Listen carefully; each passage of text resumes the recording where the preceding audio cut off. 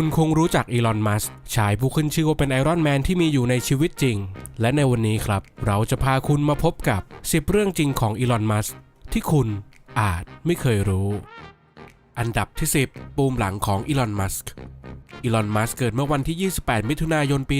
1971ที่เมืองพิทอเรียประเทศแอฟริกาใต้โดยที่เขามีน้องชาย1คนและมีพี่สาวอีก1คนซึ่งพ่อแม่ของเขาก็ได้หย่าร้างกันตั้งแต่เขายังเป็นเด็กโดยที่อีลอนอาศัยอยู่กับแม่เพียง2ปีก่อนที่จะย้ายไปอยู่กับคุณพ่อที่แต่งงานใหม่และเมื่อตอนที่เขามีอายุได้17ปีเขาก็ได้ย้ายไปอาศัยอยู่ที่ประเทศแคนาดาและได้เข้าเรียนต่อที่มหาวิทยาลัยควีนแต่เขาก็เรียนอยู่ที่นี่ได้เพียงแค่2ปีเขาก็ได้ลาออกไปเรียนต่อที่มหาวิทยาลัยเพนซิลเวเนียแทนและเรียนจบปริญญาตรีพร้อมกันถึง2ใบนั่นก็คือในสาขาเศรษฐศาสตร์และสาขาฟิสิกส์จากนั้นในปี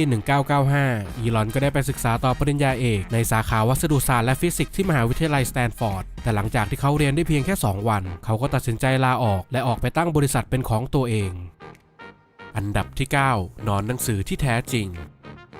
อีลอนในวัยเด็กนั้นเขาเป็นคนที่ชื่นชอบและจริงจังกับการอ่านหนังสือเอามากๆบ่อยครั้งที่ครอบครัวของเขาออกไปซื้อของข้างนอกบ้านแล้วพบว่าอีลอนนั้นหายตัวไปซึ่งพวกเขาก็สามารถตามตัวอีลอนได้ตามร้านขายหนังสือและในทำนองเดียวกันทุกๆวันหลังเลิกเรียนตอนบ่าย2อีลอนจะไปคลุกตัวอยู่ที่ร้านหนังสือหรือไม่ก็ไปอยู่ตามห้องสมุดจนถึง6 โมงเย็นเขาจริงจังกับการอ่านหนังสือแทบทุกหมวดหมู่ตั้งแต่การ์ตูนนิยายสารคดีหนังสือวิทยาศาสตร์และอื่นๆอีกมากมายซึ่งหนึ่งในหนังสือที่เขาชื่นชอบก็คือ The Ultimate Hitchhiker Guide to the Galaxy ที่ว่าด้วยเรื่องของการท่องอวกาศซึ่งก็ได้กลายมาเป็นหนึ่งในแรงบันดาลใจในชีวิตของเขาโดยที่อีลอนเคยให้สัมภาษณ์เอาไว้ว่าเมื่อถึงจุดหนึ่งเขาก็ได้อ่านหนังสือที่มีอยู่ในร้านและในห้องสมุดจนหมดแล้วจนต้องขอให้บรรณารักษ์สั่งหนังสือมาเพิ่มเพื่อที่เขาจะได้อ่านมันและด้วยความที่เขาเป็นเด็กที่ค่อนข้างเก็บตัวใช้ชีวิตคลุกคลีอยู่กับหนังสือและมีบุคลิกที่งุ่มง่ามทำให้เขาดูแปลกในสายตาของเด็กวัยเดียวกันนั่นจึงทำให้เขาเป็นคนที่แทบจะไม่มีเพื่อนเลยแต่ถึงอย่างนั้นคุณพ่อของอีลอนก็มักจะพาเขาไปที่ไซต์งานก่อสร้างเส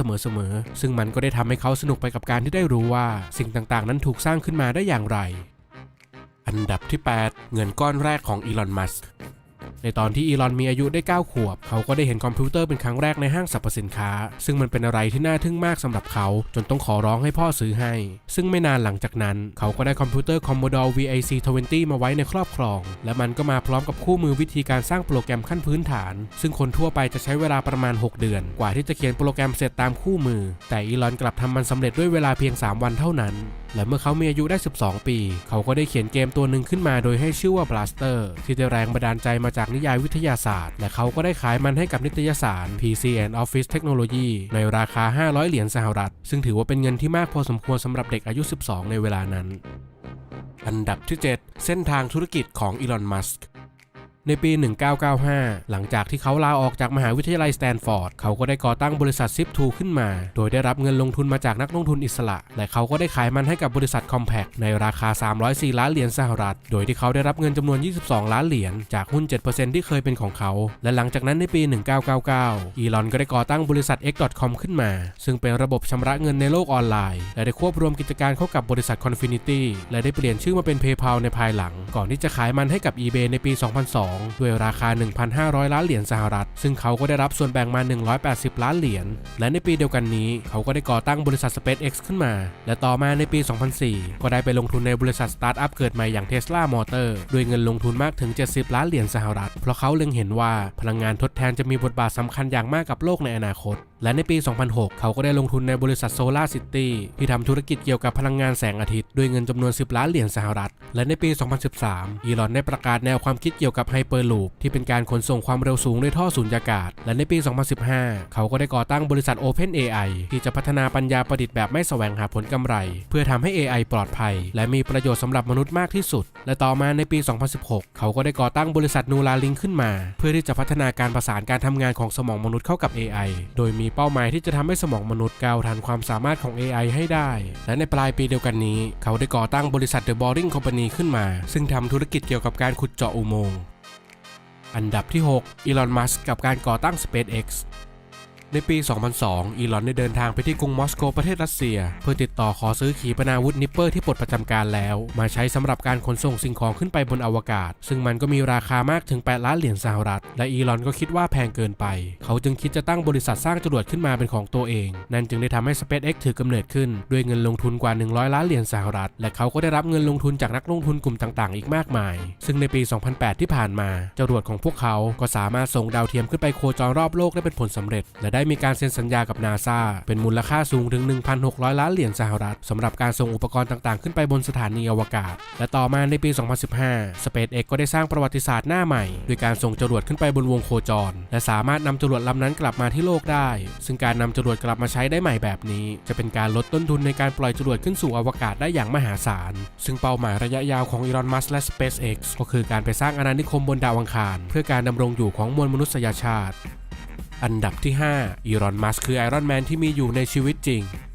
เราอาจจะเคยได้ยินคำกล่าวที่ว่าอีลอน มัสก์คือไอรอนแมนที่มีอยู่ในชีวิตจริงซึ่งเจ้าคำกล่าวที่ว่านี้มันก็มีที่มาเหมือนกันโดยที่จอห์น ฟาฟโลผู้กำกับชื่อดังได้เปิดเผยเอาไว้ว่าก่อนหน้าที่จะมีการถ่ายทำภาพยนตร์เรื่องไอรอนแมนเขานึกภาพไม่ออกเลยว่าเขาจะสร้างโทนี่ สตาร์กที่เป็นมหาเศรษฐีอัจฉริยะออกมาให้สมจริงได้อย่างไรซึ่งทางโรเบิร์ต ดาวนี่จูเนียร์ก็ได้แนะนำขึ้นมาว่าเราควรไปหาอีลอน มัสก์และหลังจากการพบปะพูดคุยจอห์นก็พูดได้อย่างเต็มปากว่าอีลอน มัสก์คือแรงบันดาลใจในการสร้างโทนี่ สตาร์กของเขาและนอกจากนี้อีลอนก็ได้มีโอกาสไปปรากฏตัวในภาพยนตร์ไอรอนแมน 2 อีกด้วย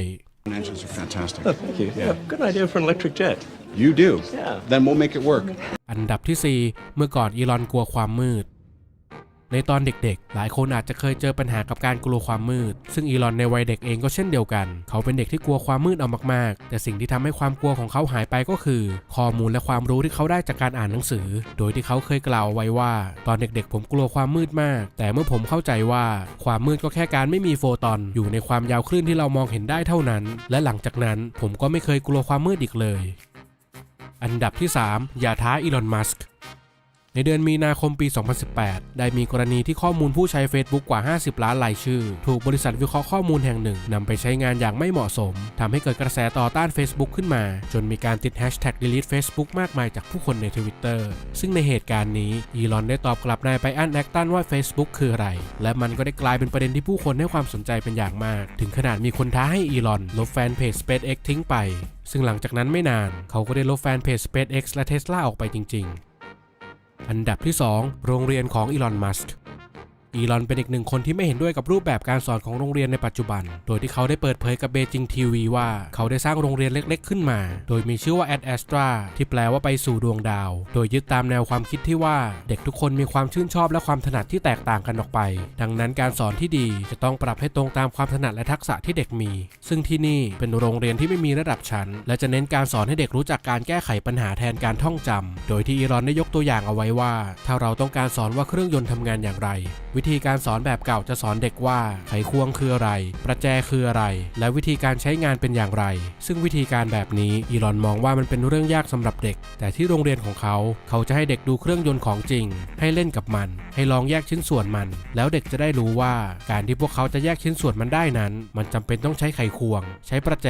แล้วเด็กจะรู้ว่าต้องใช้มันตอนไหนและต้องใช้มันอย่างไรซึ่งการสอนแบบนี้จะทำให้เด็กเกิดความเชื่อมโยงและเข้าใจในสิ่งที่พวกเขากำลังเรียนรู้